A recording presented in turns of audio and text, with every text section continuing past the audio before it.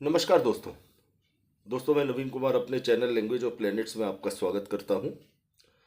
दोस्तों, आज हम चर्चा करने जा रहे हैं एक कुंडली के एक ऐसे भाव के बारे में जिसके बारे में ज़्यादातर लोगों को ये विश्वास ही नहीं होता कि ये भाव भी एक बड़े राजयोग को जन्म दे सकता है।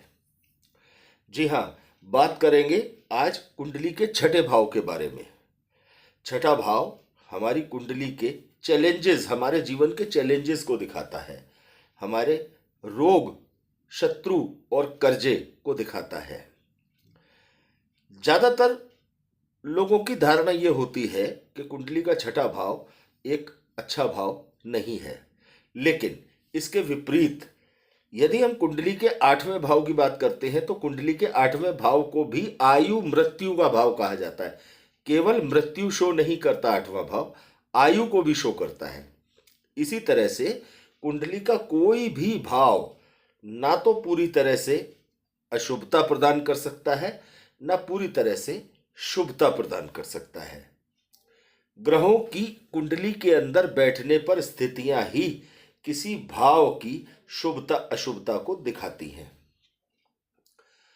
दोस्तों, कहा जाता है कि जन्म कुंडली के नवम भाव और दशम भाव, अर्थात नवम त्रिकोण भाव और दशम भाव केंद्र भाव, यदि इन दोनों भावों के स्वामी कुंडली के अंदर एक अच्छी स्थिति में बैठ जाते हैं, चाहे नवम में बैठ जाए, चाहे दशम में बैठ जाए, केंद्र त्रिकोण में कहीं भी बैठ जाए या अच्छी स्थिति में बैठ जाए, अर्थात अपने घर से, अपने अपने घरों से छठे आठवें का योग ना बनाते हों, तो ये एक बहुत बड़े राजयोग में परिवर्तित होता है और जातक को जीवन में बेहद संपन्नता की तरफ लेकर जाता है।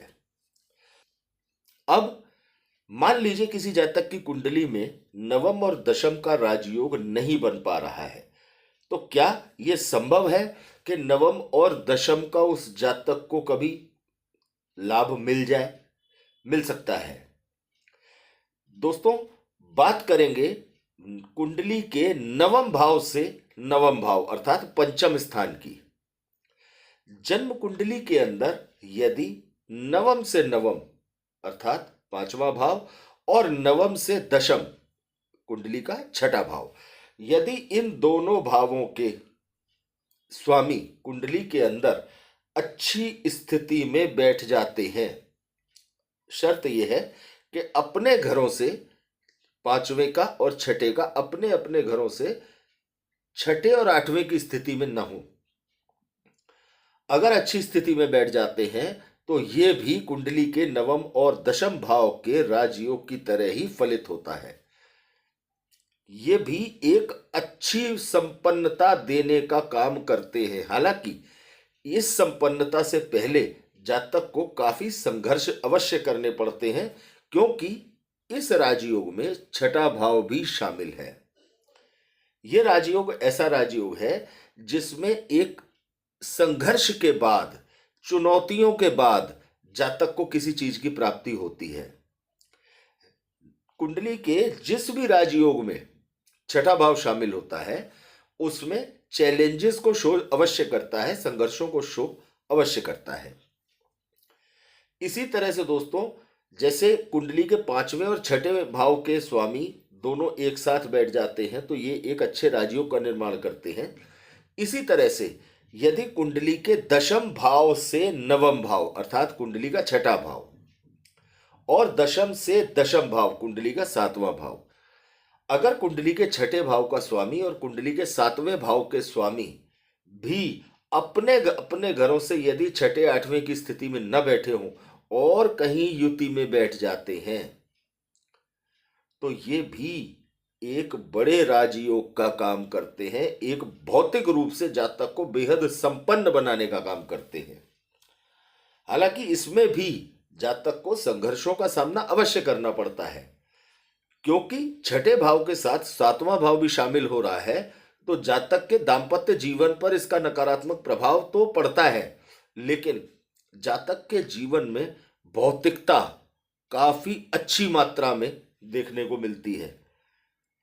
चाहे वो पांचवें और छठे का राजयोग हो या छठे और सातवें का राजयोग हो, दोनों ही राजयोगों में जातक को संघर्षों का और चुनौतियों का सामना साथ के साथ करना ही पड़ता है।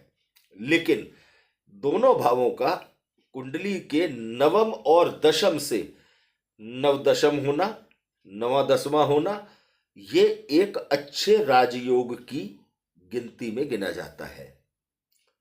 तो दोस्तों, यदि किसी जातक की कुंडली में नवम और दशम का राजयोग नहीं भी बन पा रहा है और कुंडली के अंदर कुंडली के पांचवें और छठे भाव का स्वामी को एक अच्छी स्थिति में बैठे हुए हैं, दोनों युति में होने चाहिए, या कुंडली के छठे और सातवें भाव के स्वामी भी अच्छे संबंध में होने चाहिए, तो ये एक शानदार राजयोग है। ये कुंडली के छठे भाव का बनाया हुआ राजयोग है। तो दोस्तों, यदि कुंडली के छठे भाव से जुड़ी ये जानकारी आपको अच्छी लगी हो तो ज़्यादा से ज़्यादा दोस्तों तक इसे पहुंचाएं, लाइक करें, शेयर करें और चैनल को सब्सक्राइब करें। धन्यवाद दोस्तों।